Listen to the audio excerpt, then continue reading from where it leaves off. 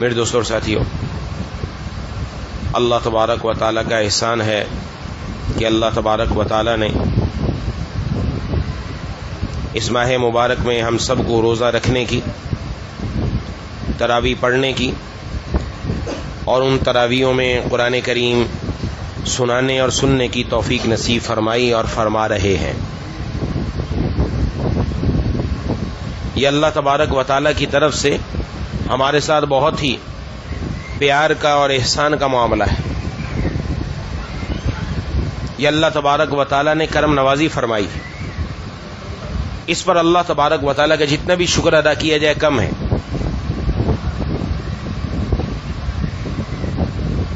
اور شکر ایسی چیز ہے جو انسان کو شیطان کے حملوں سے اور نفس کے حملوں سے بچاتی ہے۔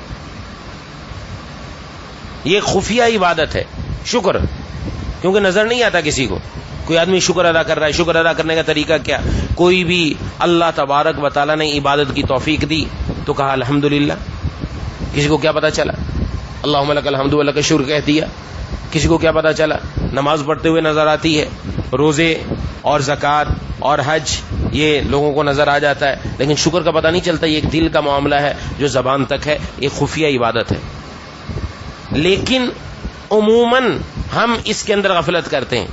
اسی لیے جب اللہ تعالیٰ نے شیطان کو راندہ درگاہ کیا، اس کو اپنے دربار سے نکال دیا، تو اس نے کہا تھا کہ میں لوگوں کو گمراہ کروں گا اور غفلت میں مبتلا کروں گا۔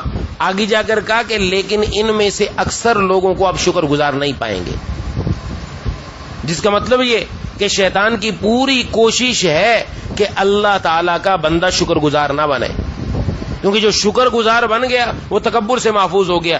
شکر اور تکبر دونوں میں تضاد ہے، جیسے آگ اور پانی۔ جہاں شکر ہوگا وہاں تکبر نہیں آ سکتا، اور جہاں تکبر ہوگا وہاں شکر نہیں آ سکتا۔ اور شکر گزار بندہ اللہ کو بہت زیادہ پسند ہے۔ لَإِن شَكَرْتُمْ لَأَزِيدَنَّكُمْ، اگر تم شکر گزار بن جاؤ ہم تمہیں اور زیادہ نعمتیں عطا فرمائیں گے، اور اگر تم نے ناشکری کی تو پھر میرا عذاب بڑا سخت ہے۔ تو اس لیے شکر گزاری کرنی چاہیے۔ جب بھی دل میں خیال آ جائے الحمدللہ کہہ لینا چاہیے۔ یا اللہ روزہ رکھنے کی توفیق دی الحمدللہ، تراویح کی توفیق دی الحمدللہ، قرآن سنانے کی توفیق دی الحمدللہ، قرآن سننے کی توفیق دی الحمدللہ، روزانہ کی آج تراویح پڑھ لی، ہر 2 رکعت کے بعد یہ الحمدللہ کہہ لیں۔ وہ تو حضرت معاذ رضی اللہ تعالیٰ عنہ کو دعا سکھلائی، وہ مجھے اور آپ کو زبانی یاد رکھنی چاہیے اور نماز کے بعد پڑھنی چاہیے، معمول بنا لیں۔ کہ جناب نبی کریم صلی اللہ علیہ وسلم نے حضرت معاذ رضی اللہ تعالیٰ عنہ کو فرمایا یہ دعا کرنا نہ چھوڑنا۔ کون سی دعا؟ ربی اعنی علی ذکرک و شکرک و حسن عبادتک۔ بہت اہم دعا ہے کہ اے میرے رب میری مدد فرما اپنے ذکر پر، اپنے شکر پر اور اپنی اچھی عبادت کرنے پر۔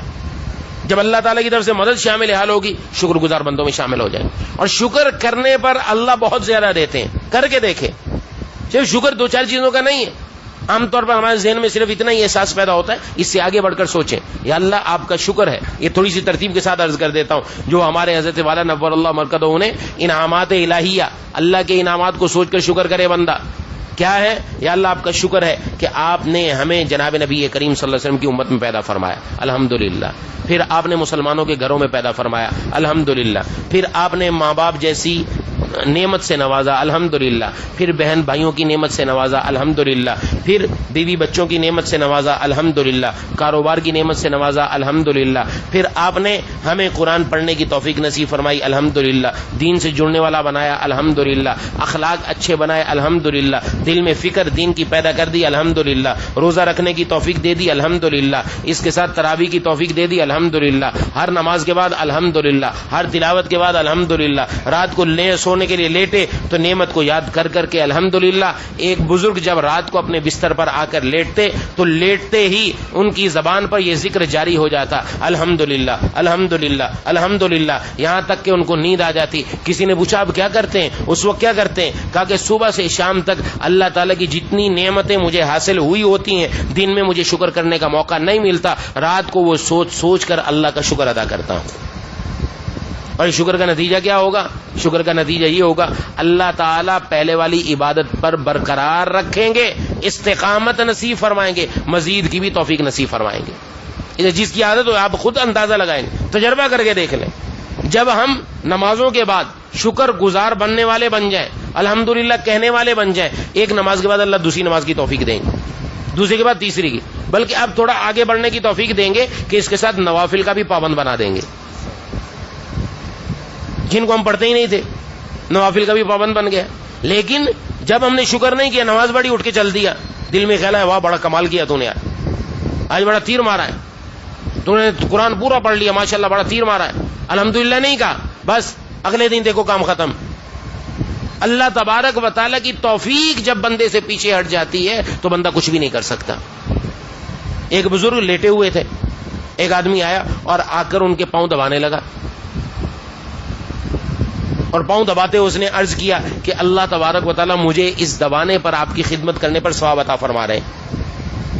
تو ان بزرگوں نے کہا اکیلے تجھے ثواب عطا فرما رہے ہیں, مجھے بھی ثواب مل رہا ہے, مجھے بھی ثواب مل رہا ہے. کہا آپ کو کس چیز کا ثواب؟ پاؤں تو میں دبا رہا ہوں. پاؤں کھینچ لیے, پیچھے پیچھے کی طرف کر لیے. کہا دبا, اب دبا کے دیکھا, ثواب حاصل کر سکتا؟ کہا نہیں حاصل کر سکتا. کہا میں نے تمہیں ثواب حاصل کرنے کا موقع دیا, اس لیے مجھے بھی ثواب مل رہا ہے, یہ موقع دیا. تو رب تعالیٰ کی توفیق ہوگی تو عمل ہوگا. اللہ نے اپنی توفیق سلب کر لی, کوئی بھی 30 مار خان آ جائے رب تعالیٰ کے در پر نہیں آ سکتا. اس لیے ہمیشہ یہ شکر گزاری بہت بڑی نعمت ہے, اس کی عادت بنائیں, اپنی زندگی میں لائیں. عہد کرے ہر آدمی کہ بس انشاءاللہ ہم شکر گزار بندوں میں شامل ہوں گے. چلتے پھرتے الحمدللہ الحمدللہ کریں آپ, زندگی میں خود پتہ چلے گا اللہ کچھ دے رہے ہیں, کچھ مل رہا ہے. عجیب نعمت ہے یہ. اچھا اس کا زبان سے نہیں بیان کر سکتے, دل میں دے رہا ہے اللہ تعالیٰ, ایسی چیز دے رہا ہے پتہ ہی نہیں چل رہا کیا مل رہا ہے. ایک سکون زندگی کے اندر, اطمینان, چین, یہ تمام جتنے جمبھیلے ہیں نا دنیا کے, ان کے اندر رہتے ہوئے بھی اس کے دل کی کیفیت ہی کچھ اور ہوگی, کیونکہ وہ اپنے اللہ کو ہر وقت یاد کر رہا ہے. اللہ آپ کا شکر ہے, آپ نے یہ دے دیا, یہ شکر ہے, یہ دے دیا, یہ شکر, یہ شکر, یہ شکر. اور شکر شکر بہت کریں, اور صبح سے لے کر شام تک ہمارے پاس شکر کے مواقع بھی بہت ہیں. تکلیف تو کبھی کبھی آتی ہے, پریشانی تو کبھی کبھی آتی ہے, لیکن ہم ذکر ہی اس کا کرتے ہیں, ذکر ہی تکلیف کا کرتے ہیں, ذکر ہی پریشانی کا کرتے ہیں. ہم گنتی کرتے ہیں نعمتوں کی نہیں, تکلیفوں کی. تکلیف کو گنتے ہیں, یہ ایک تکلیف, یہ 2, یہ 3, 4, 5, میرے ساتھ یہ مسئلہ, یہ بھی مسئلہ, یہ بھی مسئلہ, وہ بھی مسئلہ. وہ مسئلے ہی یاد آ رہے ہیں, جو اللہ کی نعمتیں وہ کیوں نہیں یاد آ رہی؟ گن کر تو دیکھیں, پتہ تو چلے, شمار تو کریں, پھر پتہ چلے گا. اور اللہ تعالیٰ کی نعمتیں ایسی ہیں, ان کو شمار کرنے بیٹھ جاؤ, زندگی پوری ہو جائے گی, نعمتیں شمار نہیں ہو سکتی. اس لیے چونکہ ہمارے اندر ناشکری آ جاتی ہے تو پھر نعمتیں چھیننا شروع ہو جاتی ہیں. پہلی نعمت ہوتی بھی ہے, پھر بھی بندے کو اطمینان نہیں رہتا, نعمت ہونے کے باوجود وہ بے سکونی میں رہتا ہے. کیوں؟ شکر گزاری نہیں ہے نا. اس لیے اپنی عادت بنائے کہ شکر گزاری. اور آج یہ موقع اللہ تعالیٰ نے عطا فرمایا, الحمدللہ, یہ موقع اسی طرف بلا رہا ہے, کیونکہ قرآن کریم صرف پڑھنا ہی نہیں ہے, اس پر عمل بھی کرنا ہے. یہ قرآن کا حق ہے, جیسے قرآن کی تلاوت کرنا حق, اس کو اپنی زندگی میں لانا بھی ایک حق ہے ہمارے اوپر. اور قرآن کریم کی ابتدائی الحمدللہ رب العالمین سے ہو رہی ہے, الحمدللہ سے ہو رہی ہے, یعنی شکر سے ہو رہی ہے کہ شکر اپنی زندگی کے اندر لے آؤ, آگے سارا قرآن, اس پر عمل کرنا آسان ہی آسان. یہ جو میں ہماری, یہ ہمارا راستہ مارتی ہے, یہ تکبر ہے نا, یہ مارتا ہے راستہ. اس لیے ہم اللہ کے حکموں پر عمل نہیں کرتے, حضور صلی اللہ علیہ وسلم کی سنتوں پر عمل نہیں کرتے کہ میں کروں, وہ لوگوں کے درمیان میں عزت کیا رہے گی, لوگ کیا کہیں گے, لوگوں کے درمیان کیا بات آئے گی. آج بھی ایک ساتھی ملا, مجھے کہا کہ وہ داڑھی میری آ رہی ہے اور میں جب جاؤں گا تو لڑکے مذاق اڑائیں گے میرا کہ تیری داڑھی آ گئی, تو داڑھی رکھی ہوئی ہے تو نے, اس پر میرا مذاق اڑائیں گے تو پھر میں کیا کروں, اس کو کٹوا دوں. یہ دل میں آیا, یہ اللہ تعالیٰ کی حالانکہ نعمت, رب تعالیٰ کی نعمت. میں ان سے پوچھا جناب نبی کریم صلی اللہ علیہ وسلم سے آپ کو محبت ہے کہ نہیں ہے؟ کہ جی محبت ہے. ان کا چہرہ کیسا تھا؟ ان کا چہرہ سبحان اللہ سب سے زیادہ خوبصورت چہرہ, سب سے زیادہ حسین, کہ دنیا میں اس جیسا کوئی نہیں. تو پھر میں آپ ان جیسا بننا نہیں چاہتے؟ اللہ تبارک و تعالیٰ کے محبوب خوش ہوں گے, یہاں آپ لوگوں کو خوش کر رہے ہیں, لوگوں کو نہیں, اللہ اور اس کے رسول کو خوش کرنے کی فکر کرو. کام دیکھو کیسے بنتا ہے. آج ہم اپنے اندر یہ لے کر آئے, یہ جب تک ہمارے اندر نہیں آئے گا کام نہیں بنے. اس لیے اس میں اپنے اندر یہ نہ سمجھے کہ میرے پاس, کہ آپ کے پاس بہت بڑی دولت ہے, دین کی دولت ہے, حضور صلی اللہ علیہ وسلم کی سنت کی دولت ہے, اعمال کی دولت ہے. یہ اتنی بڑی دولت ہے, دنیا اس کا مقابلہ نہیں کر سکتی. اس لیے اللہ کے شکر گزار بندے بن جائے. تو اول نمبر بات یہ شکر گزار. اور نمبر 2 کہ انسان سے یقیناً اعمال میں کوتاہی ہوئی, یقیناً ہم نے تراویح کا حق ادا نہ کیا. کہیں ہم جو ہے وہ ذہن ہمارا کہیں اور لگا رہا، کبھی توجہ ہو گئی کبھی نہیں ہوئی، کبھی ہو گئی کبھی نہیں ہوئی، ایسے ہی روزوں کا حال ہے. تو پھر اس پر اللہ تعالیٰ سے اپنے گناہوں کی معافی مانگے، استغفار کرے، معافی مانگ کر اللہ تبارک و تعالیٰ اس عبادت کو اپنی بارگاہ میں قبول فرما لیں گے، اور یقیناً قبول فرما لیں. وہ عبادت بارگاہ میں قبول ہو گئی کیونکہ ہم نے اپنی جتنی ہماری استطاعت تھی ہم نے کام کیا. اللہ اپنی شان کے مطابق اس کی جزا عطا فرماتے ہیں، اس کا بدلہ نصیب فرماتے ہیں. اس لیے اس پر استغفار بھی کر لے، اللہ سے معافی بھی مانگ لے کہ اللہ جو کوتاہی ہوئی وہ معاف فرما دیجیے. اور یہ استغفار بھی بڑی دولت ہے، یہ بھی بڑی دولت ہے. اس کی وجہ سے اللہ تبارک و تعالی بندے کے لیے راستے کھول دیتے ہیں. اور اندازہ لگائیے، اللہ تبارک و تعالی نے قرآن کریم میں ارشاد فرمایا وَمَن يَتَّقِ اللَّهَ يَجْعَل لَّهُ مِنْ أَمْرِهِ يُسْرًا. جو آدمی تقوی اختیار کرتا ہے اللہ اس کو نکلنے کا راستہ، اللہ تبارک و تعالیٰ اس کے کاموں میں آسانی پیدا فرماتے ہیں. ایک نمبر 2 وَيَرْزُقْهُ مِنْ حَيْثُ لَا يَحْتَسِبُ. اللہ ایسی جگہ سے اس کو رزق دیتے اس کے وام و گمان بھی نہیں ہوتا. نمبر 3 اللہ تبارک و تعالیٰ اس کو ہر مشکل سے نکلنے کا راستہ فراہم فرماتے ہیں. یہ 3 نعمتیں ایک ساتھ ذکر کی ہیں، اس کے علاوہ بھی بہت ہیں. یہی 3 نعمتیں جناب نبی کریم صلی اللہ علیہ وسلم نے استغفار پر عطا فرمائی کہ جس نے استغفار کو لازم پکڑ لیا. استغفار کا کیا مطلب؟ استغفر اللہ ربی من کل ذنب واتوب الیہ رب اغفر وارحم وانت خیر الراحمین اللہم اغفر لی ذنبی. کوئی بھی آپ کو یاد ہے پڑھ لیں، جو بھی صیغہ استغفار کا جو پڑھنا ہے اس کو لازم پکڑ لیں. یعنی کیا؟ پڑھ رہا ہے، مسلسل پڑھ رہا ہے، مسلسل پڑھ رہا ہے. فرمایا اللہ تعالیٰ اس کے ہر کام میں آسانی پیدا فرمائیں گے، اللہ ہر مشکل سے نکلنے کا راستہ دیں گے، اور اس کو ایسی جگہ سے رزق دیں گے کہ اس کے وہم و گمان میں بھی نہیں ہوگا. تو یہ تقوی کی دولت وہ استغفار پر مل رہی ہے الحمدللہ. تو استغفار کرتے رہنا چاہیے. اگر گناہ نہیں چھوٹ رہے، رب کی نافرمانی نہیں چھوٹ رہی تو اللہ کو بھی نہیں چھوڑنا، استغفار کرتا رہے، گناہوں کی معافی مانگتا رہے. اللہ تبارک و تعالیٰ یہی چیزیں یہاں نصیب فرمائیں گے. اس لیے یہاں جنہوں نے قرآن کریم سنایا، ترتیب بنائی، یہ قابل مبارکباد ہیں الحمدللہ. اس گھر میں بھی برکت ہوگی، اور انشاءاللہ جنہوں نے یہاں پڑھی پڑھائی سنائی سب کی زندگیوں میں اللہ برکت نصیب فرمائیں گے قرآن کی بدولت. قرآن کریم بڑی بابرکت ہے، بڑی بابرکت چیز ہے. ایسی بابرکت ہے ہم خود اس کا مشاہدہ کرتے ہیں کہ جو آدمی قرآن کریم پڑھتا ہے، پڑھنے کے بعد اس کو کہتے ہیں پانی لے کر آتے ہیں کہ اس پر دم کر دیں. آپ کیوں بھائی دم کیا کرنا ہے اس پر؟ اس لیے دم کر دیں کہ آپ نے اس زبان سے قرآن کریم پڑھا تو آپ کی جو پھونک ہے اس کے اندر بھی برکت ہوگی. اس لیے اس کے اوپر پھونک مروائی نا، اس لیے برکت ہوگی. تو جب اس کی پھونک میں برکت ہے تو اس کے پورے جسم میں کتنی برکت ہوگی. اور جس گھر میں قرآن پڑھا گیا وہاں کتنی برکت ہوگی، اس محلے میں کتنی برکت ہوگی، اس کا اندازہ نہیں لگا سکتے. تو قرآن بابرکت کلام ہے. کس کا؟ بابرکت ذات کا. بابرکت ذات کا بابرکت کلام ہے، اور جس کے اندر آتا ہے وہ بھی برکت والا بن جاتا ہے. اللہ تعالیٰ اس کو بھی برکت والا بنا دیتے ہیں. اس لیے پھونک کس سے مرواتے ہیں؟ کسی داڑھی منڈی کے پاس جا کے پھونک مروا کے آئے گا کیا؟ کہ جو باہر بیٹھا بانڈ کے نمبر لگا کے دے رہا ہے اس کے پاس تھوڑی جائے گا. اس کے پاس جائے گا کہ جو اللہ تبارک و تعالیٰ کا پیارا اس کو نظر آئے گا، جس کے چہرے پر سنت ہوگی، جو نماز پڑھانے والا ہوگا، نماز پڑھنے والا ہوگا، جو اللہ تعالیٰ کے حکموں پر، جناب نبی کریم صلی اللہ علیہ وسلم کے حکموں پر عمل کرنے والا ہوگا. پتہ چلا کہ برکت اور عزت اس قرآن کریم کے ساتھ تعلق جوڑنے میں اور اللہ سے تعلق جوڑنے کے اندر ہے. تو بابرکت ذات کا بابرکت کلام جس کے پاس آ گیا وہ بھی برکت والا بن جاتا ہے، وہی برکت والا بن جاتا ہے، اس میں بھی برکت ہو جاتی ہے. تو اس کی کوشش رکھنی ہے کہ ہم نے جس طرح رمضان میں اللہ کو راضی کرنے کی پوری کوشش کی، ایسا ہی انشاءاللہ رمضان کے بعد بھی پوری کوشش کریں گے انشاءاللہ. جس طرح اب تک نمازوں کی پابندی کی، انشاءاللہ مرتے دم تک ایسی پابندی کریں گے انشاءاللہ. ہاں ایسے ہی اللہ تعالیٰ کو راضی کرنے کی فکر کریں گے تو انشاءاللہ کام بن جائے گا. دعا ہے کہ اللہ تعالیٰ مجھے اور آپ کو ان باتوں پر عمل کرنے کی توفیق نصیب فرمائے. وآخر دعوانا الحمدللہ رب العالمین. بسم اللہ الرحمن الرحیم. الحمد للہ رب العالمین الرحمن الرحیم مالک یوم الدین. ایاک نعبد و ایاک نستعین. اہدنا الصراط المستقیم صراط الذین انعمت علیہم غیر المغضوب علیہم ولا الضالین. اللهم صل على سيدنا ومولانا محمد وعلى آل سيدنا ومولانا محمد وبارك وسلم.